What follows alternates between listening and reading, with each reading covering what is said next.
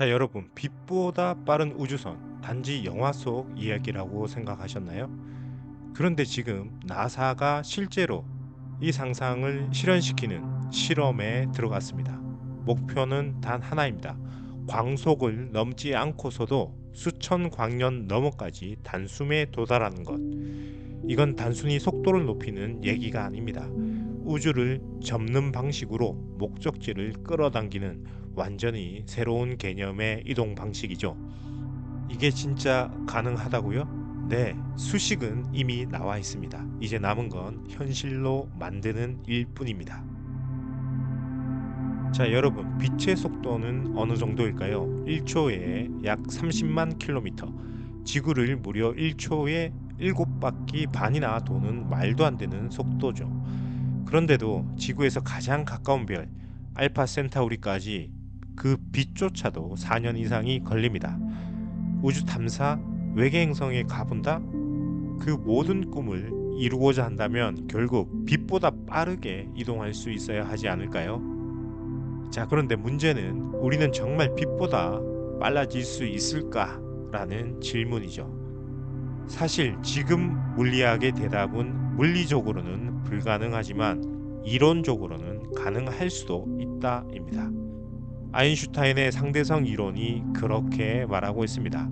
질량이 있는 물체는 절대로 광속을 넘을 수 없다. 왜 그럴까요? 그건 속도가 빨라질수록 물체가 점점 더 무거워진 것처럼 행동하기 때문입니다. 정확히 말하면 물체가 빠르게 움직일수록 그 속도에 따른 운동 에너지가 늘어나게 되고 그 에너지가 마치 추가 질량처럼 작용하게 됩니다. 즉, 움직이는 물체는 정지해 있을 때보다 더 무거워지는 것처럼 보이는 것이죠.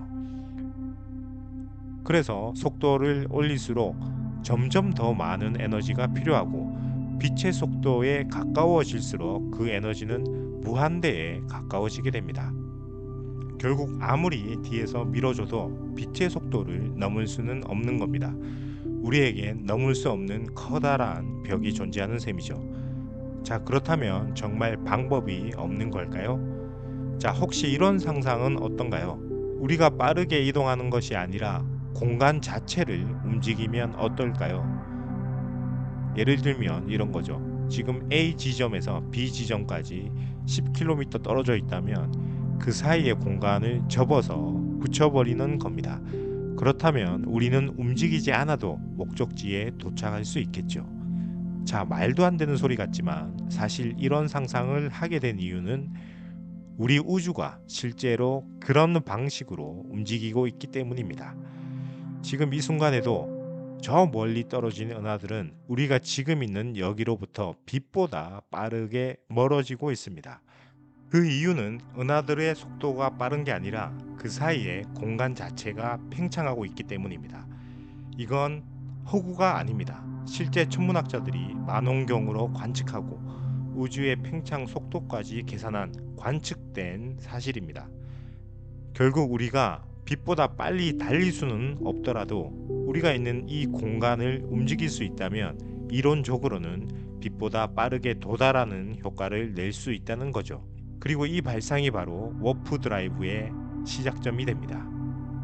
우리가 직접 빠르게 이동하는 대신 공간 자체를 접어버리거나 움직이는 발상, 이 놀라운 상상을 수식으로 정리한 사람이 있습니다.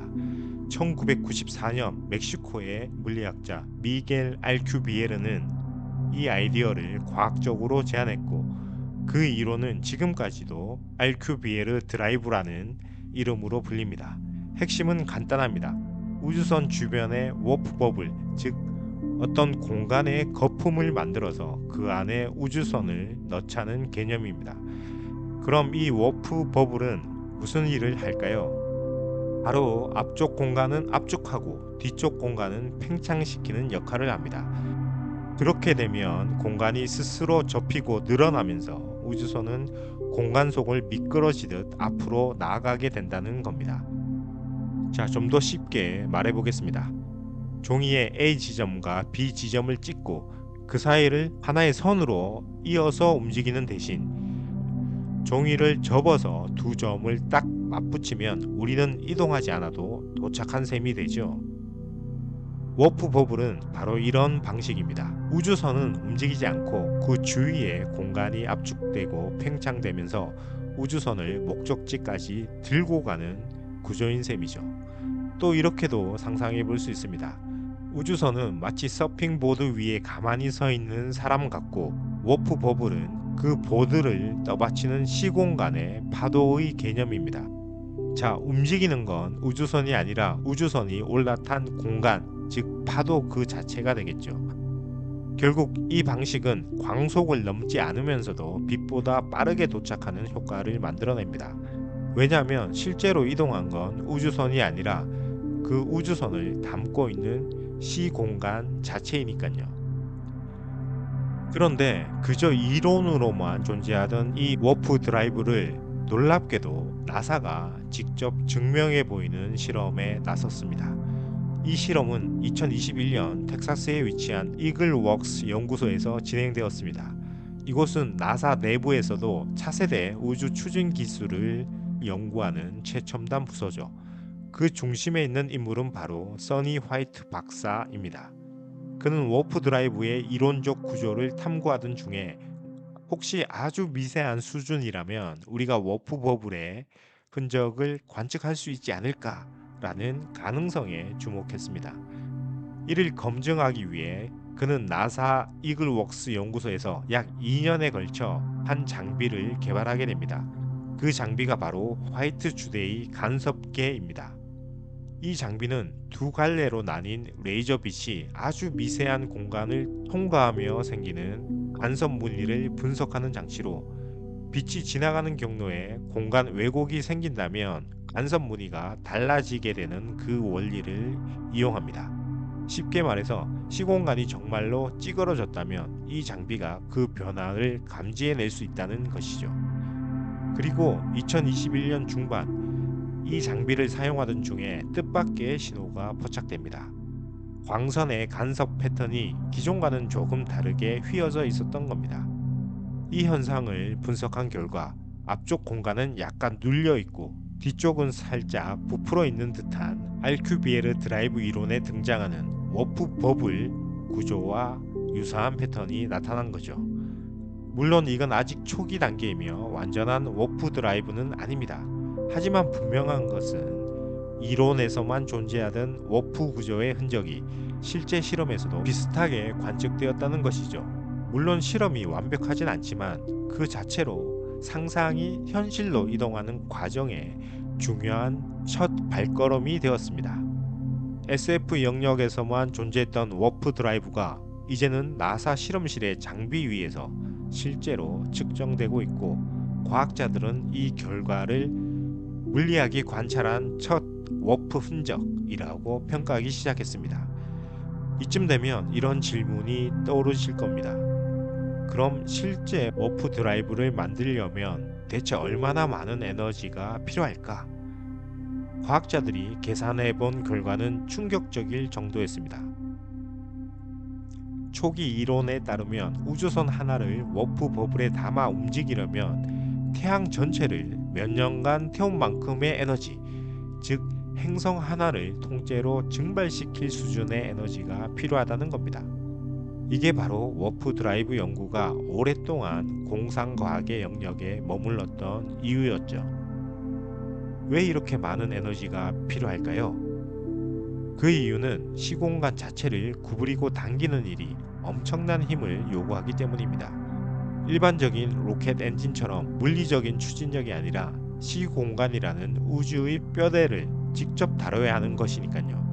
그래서 과학자들은 다양한 에너지 대안을 고민하게 됩니다. 그중 하나가 바로 제로 포인트 에너지, 즉 진공 속에서 에너지를 가지고 오자는 개념입니다.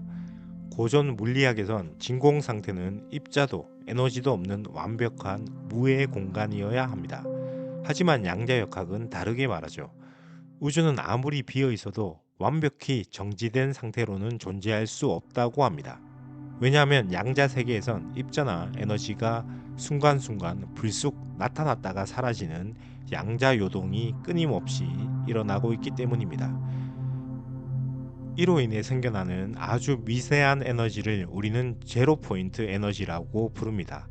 이 에너지는 실제로 존재합니다. 가장 유명한 실험이 바로 카시미르 효과입니다. 두 개의 금속판을 아주 가깝게 진공 속에 놓아두면 그 사이 공간에서 발생하는 제로 포인트 에너지 밀도 차이 때문에 금속판이 서로 당겨지는 현상이 발생하게 됩니다. 진공이 비어 있지 않다는 명확한 증거가 되는 셈이죠. 이론적으로 이 제로 포인트 에너지는 우주 전체에 무한히 깔려 있는 에너지의 원천입니다. 그래서 몇몇 과학자들은 이 에너지를 끌어다 쓸 수만 있다면 워프 드라이브에 필요한 동력을 충분히 공급할 수 있지 않을까 하고 기대하죠. 하지만 여기엔 아직 커다란 벽이 있습니다. 이 에너지는 존재하긴 하지만 너무 불안정하고 무작위적이어서 우리가 원하는 만큼 추출하거나 제어할 방법이 없다는 거죠. 실제로 존재하긴 하지만 쓸 수는 없는 상태인 겁니다. 하지만 분명한 건 우주 어딘가에 공간을 휘게 만들 수 있을 만큼의 에너지가 잠들어 있을지도 모른다는 사실입니다. 이처럼 제로 포인트 에너지라는 아이디어는 매력적이지만 아직은 쓸 수 없는 보물에 가깝습니다. 그렇다면 정말 워프 드라이브는 이대로 영영 불가능한 꿈일까요? 자, 여기서 등장하는 인물이 있습니다. 바로 나사와 관련된 또 다른 이론가 에릭 렌트 박사입니다. 그는 최근 기존의 워프 드라이브 모델을 완전히 새로운 시각으로 접근했습니다. 렌트 박사는 워프 버블을 만드는 방식을 정적인 구조가 아닌 파동처럼 움직이는 구조, 즉 솔리톤 형태로 제안했습니다. 자, 여기서 말하는 솔리톤이라는 것은 쉽게 표현하면 흐르는 강물 위에 생긴 단단한 물결입니다. 보통의 물결은 퍼지거나 부서지지만 솔리톤은 형태를 유지한 채 마치 하나의 덩어리처럼 앞으로 나아가게 되는 파동입니다. 예를 들어 좁은 수로에서 물을 흘려보내게 되면 가끔 앞뒤로 흩어지지 않고 끝까지 유지되는 파동이 만들어지기도 하는데 그게 바로 솔리톤의 대표적인 사례입니다. 이런 성질 때문에 솔리톤은 전기 신호나 빛의 전파 그리고 이번처럼 시공간의 왜곡 같은 분야에서도 형태를 유지하며 이동하는 구조로 주목받고 있습니다. 워프 버블을 이런 솔리톤 구조로 만들게 되면 기존보다 훨씬 적은 에너지로도 시공간을 휘게 만들 수 있을 것이다 라는 게 그의 주장이죠. 기존 RQBL 모델은 부정적인 에너지, 즉 액조릭 메럴이라는 아직 실존이 확인되지 않은 특이한 물질이 꼭 필요했습니다. 하지만 렌트 박사의 모델은 이런 특이 물질이 없어도 일반적인 물리 법칙 안에서 워프 버블을 만들 수 있다고 말합니다. 물론 이것도 아직은 수학적인 모델에 불과합니다. 실제로 실험실에서 구현된 건 아무것도 없죠. 하지만 이론적인 가능성을 열었다는 점에서 많은 과학자들이 주목하고 있습니다. 에너지 장벽은 아직 높지만 점점 더 현실적인 방식으로 그 벽을 깎아내리는 중이다. 이게 지금 워프 드라이브를 둘러싼 최전선의 연구 분위기입니다. 자, 지금까지의 이야기 너무 비현실적으로 들리셨나요? 그런데 놀랍게도 현재까지 나온 결론은 이론적으로는 충분히 가능하다는 것입니다. 워프 드라이브는 공상 과학이 아니라 아인슈타인의 상대성 이론 안에서 수식으로 성립되는 아이디어입니다. 우리는 이미 지도를 손에 쥔 상태죠. 나사는 이 수식을 기반으로 실제로 워프 버블을 검출하려는 실험까지 진행하게 되었고 2021년에는 미세한 이상 신호가 감지되기도 했습니다. 물론 아직 넘어야 할 장벽은 큽니다. 에너지도 기술도 재료도 부족한 상태죠. 하지만 인류가 이론상 가능하다는 말에서 출발해 현실로 만든 기술이 한두 개였던가요? 우리가 걷기 시작한 이 길은 이제 단지 시간 문제일지도 모릅니다. 자, 한번 상상해 보겠습니다. 달까지 3일 그리고 화성까지는 몇 달 걸리던 시대는 끝나고 지구에서 수십 광년 떨어진 외계 행성까지 단 몇 시간 만에 도달하는 시대가 열린다면 어떨까요? 더 이상 우주는 만원경 속의 대상이 아닌 인류가 직접 발을 디딜 수 있는 새로운 무대가 됩니다. 그 순간 우리는 지구라는 작은 점에서 벗어나 은하계 속의 또 하나의 주인공으로 진화하게 되겠죠. 물론 지금 이 기술은 여전히 수많은 벽 앞에 멈춰 있습니다. 하지만 중요한 것은 이론적으로는 여전히 가능하며 그 가능성을 쫓는 이들이 지금도 조용히 그리고 끈질기게 연구를 이어가고 있다는 사실입니다. 지금 이 순간에도 우리는 어쩌면 인류의 다음 도약을 준비하는 그 시대의 한가운데에 서 있는 것일지도 모릅니다. 그리고 언젠가 그 모든 조건이 갖춰지는 순간이 온다면 우주는 인간의 상상력과 의지 앞에 아주 천천히 그 길을 내어줄지도 모릅니다. 이 여정의 끝에 우리는 무엇을 보게 될까요? 그리고 그때 우리는 어디쯤에 있을까요? 자, 궁금하다면 우주의 가능성을 함께 따라가 보시죠. 당신 안에 잠든 우주를 깨우는 시간, 여기는 내 안의 우주입니다. 감사합니다.